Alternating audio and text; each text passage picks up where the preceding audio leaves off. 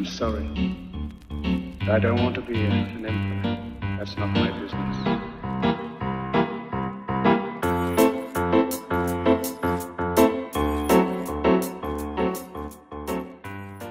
Aujourd'hui, je reviens pour vous parler de Ne t'éteins pas de Sophie Di Paolo Antonio, publié aux éditions J'ai lu. Encore une fois, je remercie du fond du cœur les éditions J'ai lu de m'avoir envoyé cette petite pépite publiée en octobre. Dans ce roman, on va suivre Angèle, une étudiante en droit qui vit avec sa meilleure amie Amélie à Paris. Et un soir, elles vont aller à un concert de rock.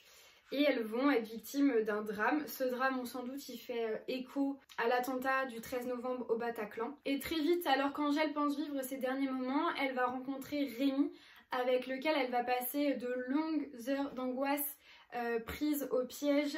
Vraiment, c'est atroce. Ces moments avec Rémi vont vraiment avoir un impact sur la vie d'Angèle et notamment sur sa façon de voir la vie. Puis va s'en suivre toute une phase de rémission, de reconstruction, de deuil, de quête. Je peux pas vous en dire plus, même si c'est très tentant. Ce que je peux vous dire, c'est que ce roman m'a vraiment tenue en haleine.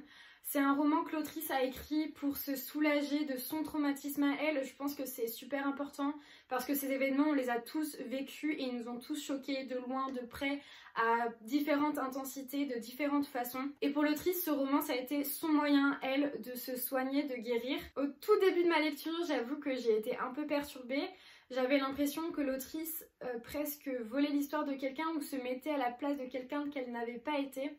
Et finalement, après avoir compris la démarche et après avoir lu le roman, je ne lui en veux pas du tout. C'est un superbe écrit. Je pense que c'est important aujourd'hui que des récits comme ça sortent sur ces événements. Dans ce livre, on vit vraiment le cauchemar d'une vie avec Angèle. On passe par toutes les émotions, la peur, l'angoisse, vraiment le doute, l'espoir. Moi j'ai trouvé qu'elle abordait vraiment avec justesse le traumatisme et les séquelles liées à cet événement. Elle parle aussi d'acceptation, d'incompréhension.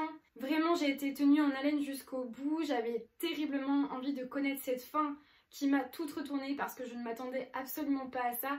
Et c'est tout l'art de ce roman, c'est qu'en plus d'avoir une écriture très percutante, simple, belle et à la fois riche, il y a aussi une histoire à laquelle on ne s'attend pas. Vraiment, moi je ne pensais pas du tout que le livre allait terminer comme ça. Et j'ai trouvé ça super de sa part. Voilà, c'est un roman qui m'a à la fois intriguée, angoissée et beaucoup bouleversée. C'est une histoire très touchante et je vous la recommande beaucoup. Et encore une fois, chapeau à l'autrice parce que ça n'a pas dû être facile d'écrire sur ce sujet.